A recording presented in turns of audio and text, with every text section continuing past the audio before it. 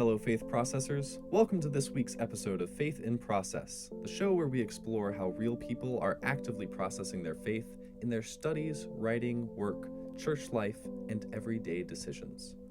I am your producer, Grayson Priest, and today you're listening to a Millard and Me session where Harry and Millard discuss the process theology of Alfred North Whitehead.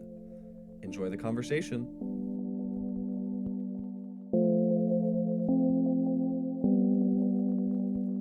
Well, good morning to all of you faith processors in the room. We're actually here in the Jubilee classroom today, so very excited about that, to have some folks here with us. Welcome to all of you out there in the ether world processing your faith. This is Faith in Process. Sunday's cool. I think Sunday is cool, and I'm trying to get everyone else to think it's cool as well, and either join us on this podcast or at the live session that we have each week here at Pleasant Valley Church of the Brethren during Sunday school class. I am Pastor Harry, your host, and today we're doing another session of Millard and Me. Millard and I have ongoing conversations about a variety of things, typically cutting edge, maybe off the edge.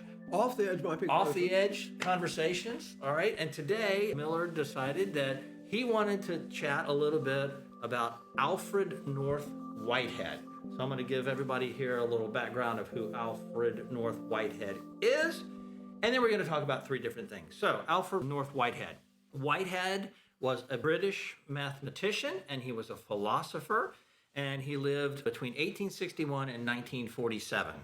He first became famous for his work in mathematical logic with Bertrand Russell on Principia Mathematica. And then he turned to philosophy and developed what we now call process philosophy. And eventually that became what has become known as process theology. So out of that work, Whitehead suggested that God is not a distant controller, but the creative life at the heart of everything, luring the world toward deeper beauty, goodness, and harmony. God, he said, works with the world through relational, persuasive love, which I think is a wonderful way of talking about it, rather than coercive force. And what we usually call religion is really about how those ultimate values of goodness and beauty become an active, creative force in our lives and in our communities. So that is a very, very brief and probably sloppily said overview of Whitehead. But nonetheless, we are going to talk about three different concepts that Whitehead put out there and then go from that. So the three concepts that we're going to talk about that we got from listening to Trip Fuller and hearing about Whitehead was that value is woven into the fabric of reality. Second is that religion is the bridge between vision and action. And the third is the revolution of persuasive over force. Okay? So those are the three things that we're going to be talking about, right? And you have notes. So Millard, you go, and then we will chat. First off, two quick things. I'm really interested in this guy started out as a scientist and turned into a philosopher. That's a mathematician. Yeah. Well, And secondly, I don't know that this philosophy that he developed was actually new with him. I think contemplative Christianity has held these values for a very, very, very long time. Okay, I wouldn't really argue with that. I think it goes way back to the desert fathers and mothers, this sort of a notion. So it's not new, that's what I'm saying. Mm-hmm. It may be new to us, but it's not new. Mm-hmm. So what if this whole notion of love, goodness, truth, value is woven into the very frame of creation? How does that change our general perspective on faith and relationship with God? I would argue it's not a typical way of thinking amongst us Christians to think of God as being woven into the very fabric, think of that, the very fabric of creation. So creation isn't this sort of inanimate thing. Creation is actually the expression of creative God. And so therefore, everything in creation must also be that expression of creative God. Well, why do you think that with Whitehead and all of this stuff, Why is that already not known? How is that new, that value is woven into the fabric of creation, as opposed to what? Do you know? I think that the churches for a very long time focused on the notion that heaven and earth are somehow separate. Okay. And the only valuable thing is the afterlife? And the only valuable thing is the afterlife. Well, certainly the Gnostics thought that, right? Well, yes. That the temporal and the earthen and our bodies and stuff were intrinsically bad, and that somehow we needed to move away from that and be in touch with what's valuable in heaven and what the Logos is and what the eternal word is. I don't know that I had ever really appreciated how bad Gnosticism was. Well, I'm sure there was some good things in it, right? Trying to become better than we are ourselves. But the general idea, as I understood it, of Gnosticism is that, the only valuable thing is what comes after our temporal life. So that's what makes this idea somewhat new. But you're saying that the desert, we'll just say the desert fathers and mothers. The desert fathers and mothers. I like that. That's good. You say they understood that. Yes. From what I have been able to glean about their writings and their thoughts is that they had a very firm grasp of this But concept. They pulled away from... They did not pull away. Humanity and the deserts, right? Here's the thing. The church has always sort of existed in two places. There's been the St. Francis of Assisi cool dude. Side of the church, and there's been the other part of the church. And it's going on for a very long time. Who's the other then? The separation between God and man, heaven and earth. Okay. That's the other. And there's predicate for that. I was thinking about, Jesus taught us to pray, Our Father who art in heaven, hallowed be thy name, thy kingdom come, thy will be done on earth as it is in heaven. That would seem to imply this distinction between the two, right? Well, I'm not sure if I agree with that. Well, I'm not done yet. I don't agree with it either. Oh, you don't agree with it? But I've got to figure out how to understand it. Okay, all right. You see. You're just processing. That's what we're doing here, processing. Right. Processing our... Okay. So, when Jesus was teaching us to pray that, he had to deal with what people understood and knew at the time. Now, what people in Judea, in first century Judea, would understand the idea of infinity, that would be a very difficult concept. I'm sure Jesus understood infinity. I'm sure Jesus understood the infinite nature of God and how both finite and infinite are related to each other, but it wouldn't have been obvious at the time. What I'm saying, I guess, is that we have to understand the problems with the dualism between this notion of heaven and earth. It's hugely consequential to how we actually proceed as a species, I think. The question is God, goodness, love, truth embedded in the framework of creation, or is it not? If it is, it means certain things. Well, I think from the Genesis account, right, we see that at least the Genesis accounts, each day was evening and morning. God looked at what God created, however you want to understand creation and whatnot. But the text, the narrative says, and it was good, right? So there is embedded in the early Genesis narrative that there is value woven intrinsically in, there's goodness woven in all of creation. And it was evening, it was morning, the first, second, third, fourth day. Yeah. And then is that what you're kind of getting at? That's what I'm getting at. And also in the opening of the Gospel of John, in the beginning was Christ, we understand it. It says word. Yeah. In the beginning was Christ. Christ was with God. Nothing was created outside of Christ. So Christ obviously existed with God in infinity before finity came to be. So as Richard Rohr says, and I love this, the universe is a Christ-soaked universe. A Christ-soaked universe. As indeed each of us are Christ-soaked. Well, I think that, traditionally Christian orthodoxy has really, while Gnosticism was seen as heretical, Catholic Church, original sin, and has typically looked at that we are depraved.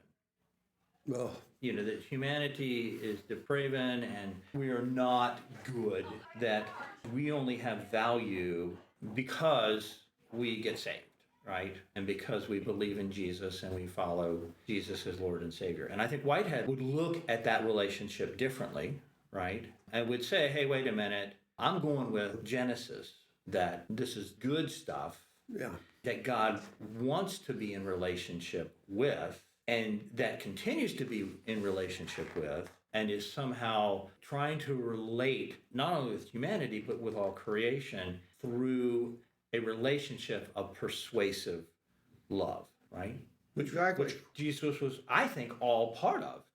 Jesus' coming was Jesus reframing how humanity looks at creation and how humanity looks at each other, and very much so, I think, how humanity looks at the divine, and that God wants to be in a loving relationship with us, and all we need to do is say yes to that.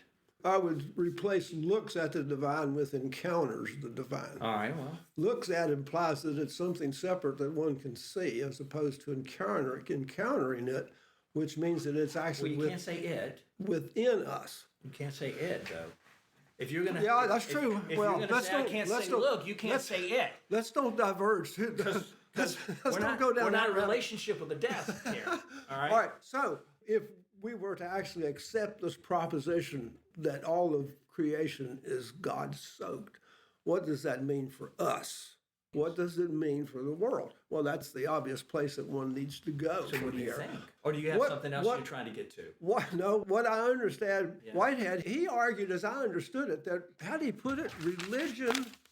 Religion is the bridge between that which we innately sense and our passion for taking action in the world.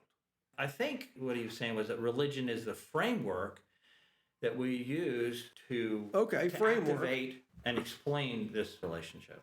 Religion obviously has been around for a very long time. There's evidence of people being religious in prehistoric, excavation and such. Religion has been around a long time. Yeah, a lot of different ones. Yeah. And a lot of different ones.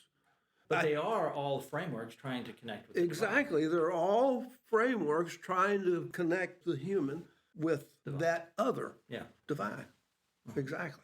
So if that is true, and I think it is, what then is the true purpose of religion? Well, the true purpose of religion is to make it understandable what that potential relationship is.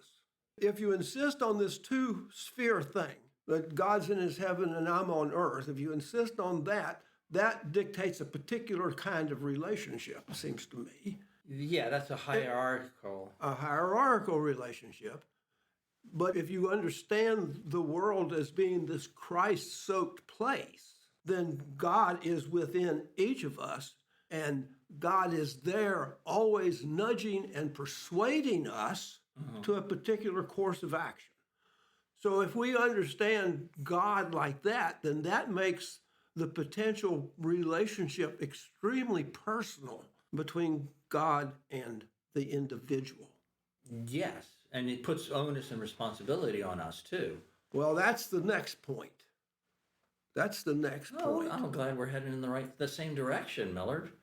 Surprise. Surprise, surprise. Yeah. All right, go ahead. Go ahead. Okay. You seem like you wanted me to say that, so go ahead and do whatever you want to do with that. So, if the universe is God-soaked, then the universe is heading in a direction. It's heading toward a thing. It's heading toward the realization of that love, truth, goodness, soakedness of the universe.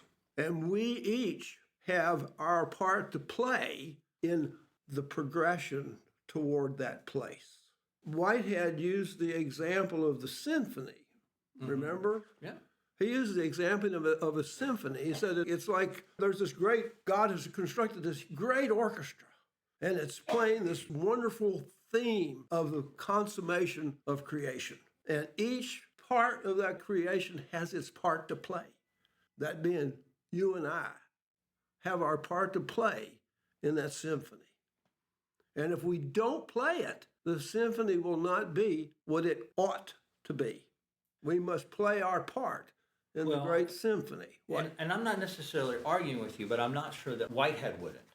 Because with the whole concepts, as I understand it, and maybe I'm wrong, but the whole idea of process theology and this idea that the divine, that God is involved in the ongoing creation, as are we, and we are invited to be co-laborers, co-creators, co-journeyers in that. Process theology would say the future is not defined. And the only ought in this whole thing that God began was there ought to be love. That the only ought and where it should go is that the divine, that God is persuading humanity and creation, I would say, to be in healthy relationships with one another and love one another and make healthy, loving choices, and that there's this ongoing persuasive love that is saying, make a loving choice in this situation or that situation. So I guess the question is, do you think like there's sort of a finish line? Because it sounds like you're saying that there's a finish line and the world ought to end up this way, and if we do the right things, then it's going to end up there. And the sooner we get to getting on board with that divine plan, well, then we'll get there or not. Are you leaning towards more of process theology and what Whitehead is saying, that we're all in this process together and the goal is a loving journey where more of creation is being persuaded by the love of God, and the arrival is when we're all doing that together, maybe at the same time. Maybe that's heaven on earth. Maybe that's the prayer. Maybe that's the culmination of Jesus's prayer. God on earth as God is in heaven.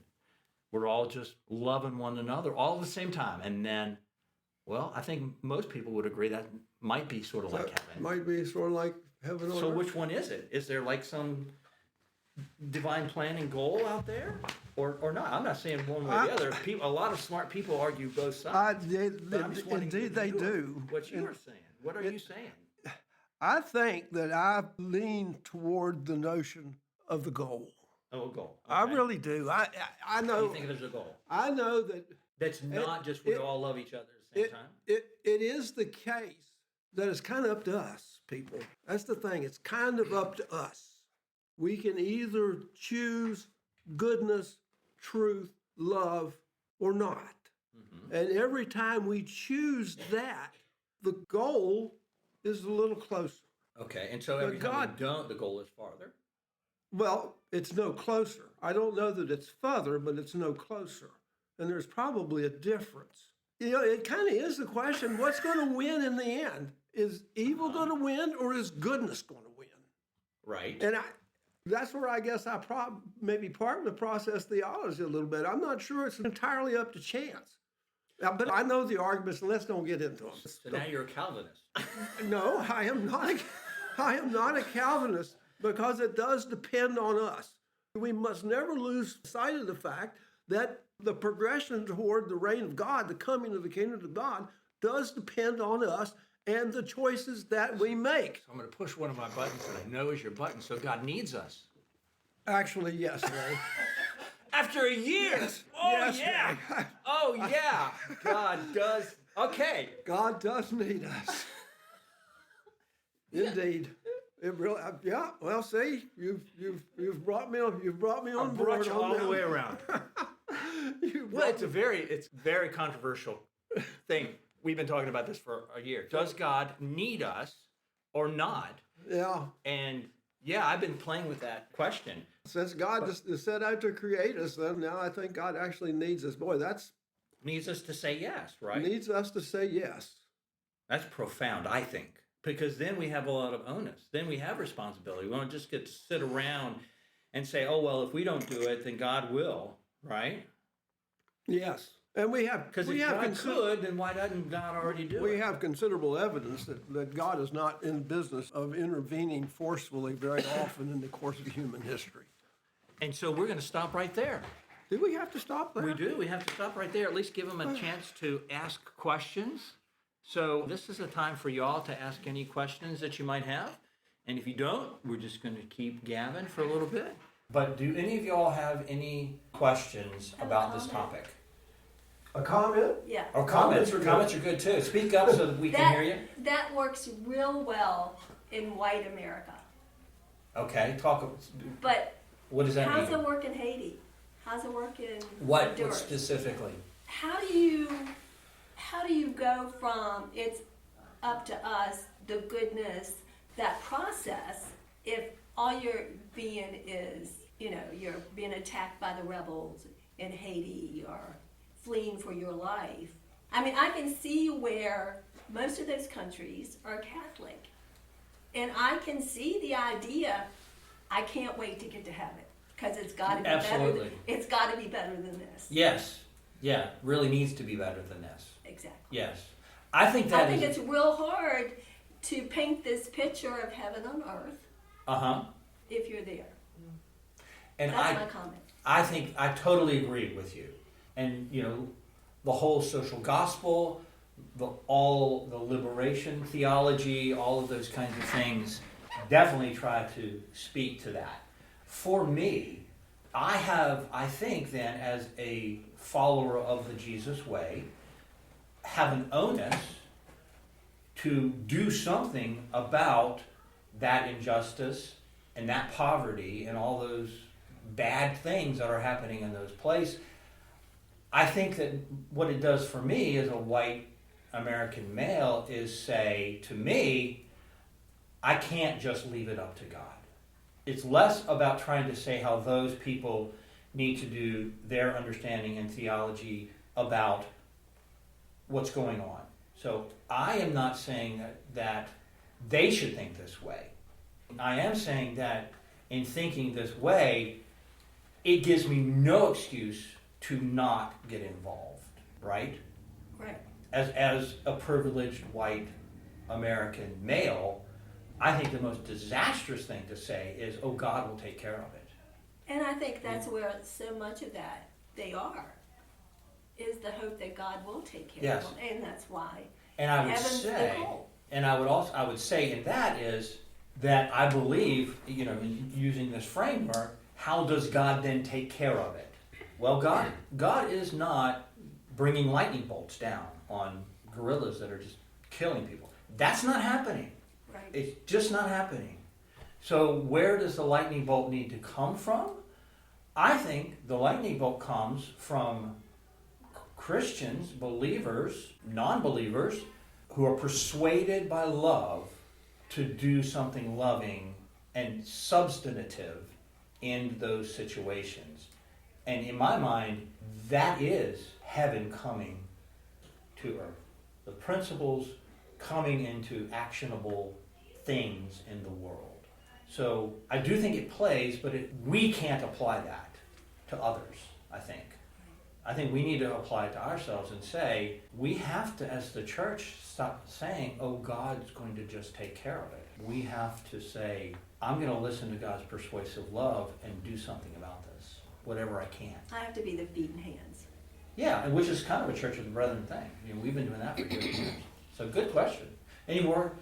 You want to comment back on that, or no? Please argue. Well, in a loving kind of persuasive way, right? What other thoughts, comments, whatever? I will Grayson. say this, if that's okay. Yeah. God works through people. Uh-huh. Exactly. He uses people to, I guess, get rid of the evil. Mm-hmm. He uses the good people, the Christians, and even some of the non-believers Yeah. that have the right, I guess, thought train process or whatever, but he uses people to reach his ends, what he wants. And it's up to us to decide which way we go. God closes doors and he opens doors. He definitely does. And knowing when that happens is a lot of times the problem. Yeah, being aware enough to see that. Yes. Mm-hmm. Yeah. When he closes the door, what happened? Then when he opens one, should I walk in? Mm-hmm. What is this? Yeah. I don't know. Yeah. But yeah, I firmly believe that God works through us to achieve His means and what He wants for us. I mean, that's a wonderful articulation of sort of what's encapsulated in that idea of Whitehead's idea of persuasive love, that God is in constant relationship with everybody and everything. I don't think that Christians are the only people that God talks to and tries to persuade to do good and loving things. But you got the Jews were God's chosen. Yeah, it does. Yeah. And Jesus was a Jew. Pardon? And Jesus was a Jew. Yes, He was. Yeah. So, yeah. Yes, indeed. Yeah. I believe that God speaks to us through our thoughts. I think Joan of Arc said that, didn't she? When she was in her sort of inquisition, and the judge said, "Well, you're listening to the voices in your head," and Joan said, "How else would God speak to me?" Yes. And it's a great point. How is God going to speak to us? Yeah. Well, I mean, there are a number of ways He can speak to us. God can speak to us through music, through sermon. I mean, through Scripture. There are lots of ways God can speak to us.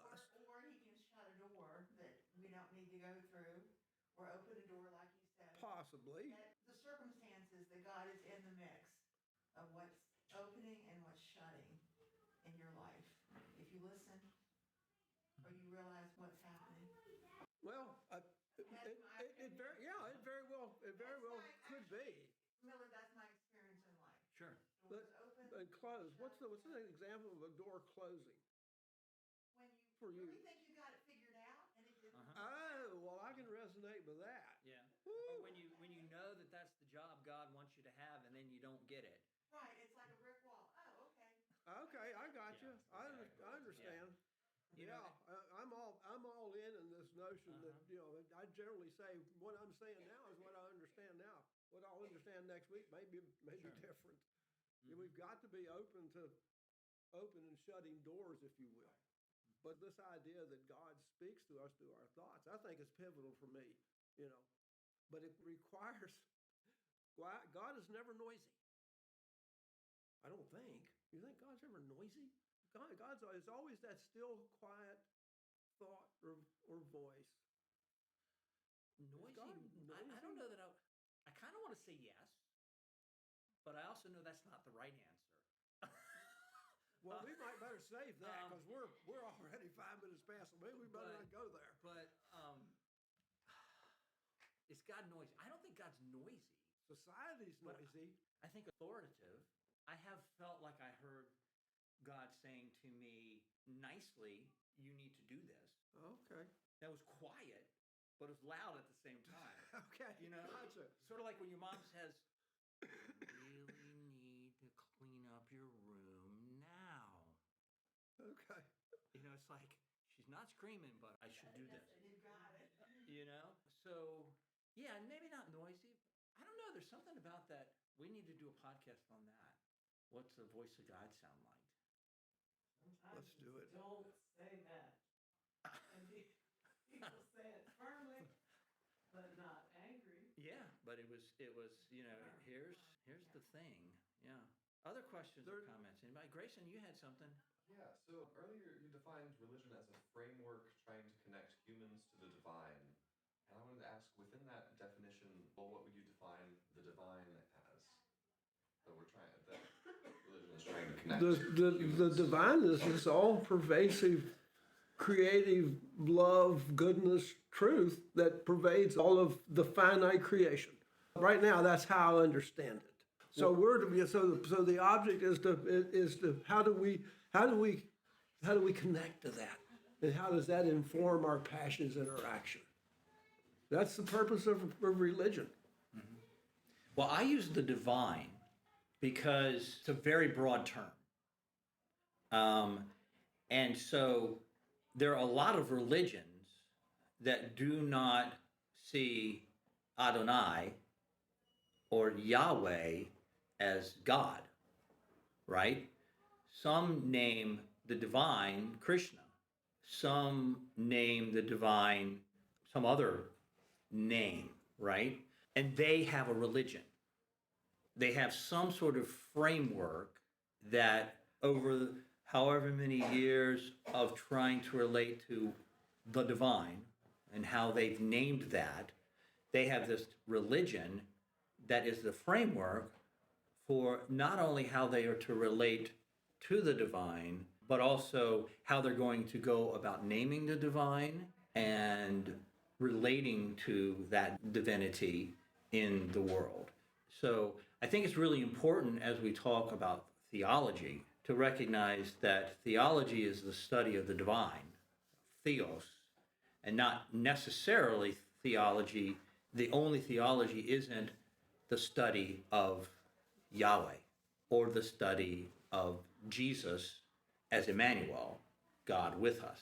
So that's why I use the terminology divine as I'm talking about religion, because all religion is trying to relate to the divine. And each religion goes about that in a variety of ways.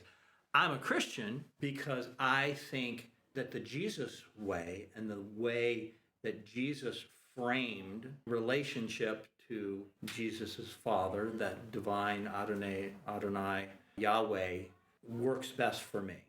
I feel like it's most authentic. And I do think it's the best way.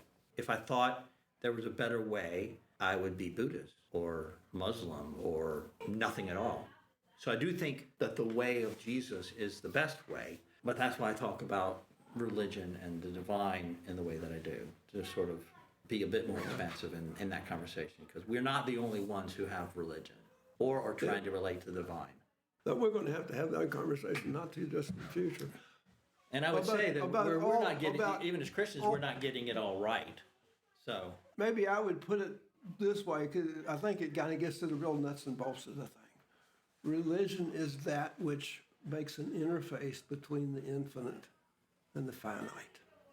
Interface between the infinite and the finite.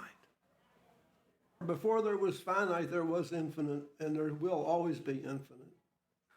Another thing that I kind of like to say, Grayson, is that which is finite is a manifestation of the infinite God, or just infinity, if you will. All that is finite is a manifestation of the infinite. And we're going to stop there because it is time to go to church. So thank you all for being here and all of your thoughts and comments.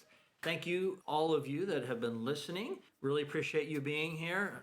Again, you're welcome to come and visit us here at Pleasant Valley Church of the Brethren in Weir's Cave on Sunday mornings. We're here pretty much every Sunday morning, unless it snows or something, I guess, which it's beginning to do. Thank you, Millard, for being here. Really appreciate all of our conversation. And I want to come back and talk about that, too, because I got some comments on that whole infinite and finite thing. All right. So, all right. So thank you. Thank you, everybody. And now it's time to go to church. We'll see you.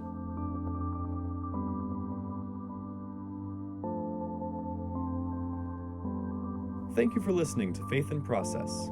Make sure you're the first to know when a new episode comes out by following us wherever you get your podcasts.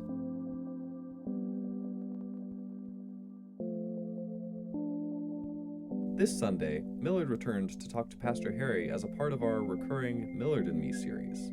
Tune in on Sunday, December 21st to hear Harry talk with Lonnie Yoder about finding the divine even in the midst of trauma.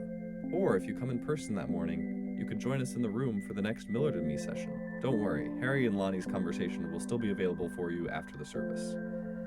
To find our schedule of upcoming speakers, go online to pleasantvalleyalive.org and navigate to Groups in the top menu, then select Adult Ministries and choose Faith in Process. You could do all of that, or you could just follow the link in the episode description.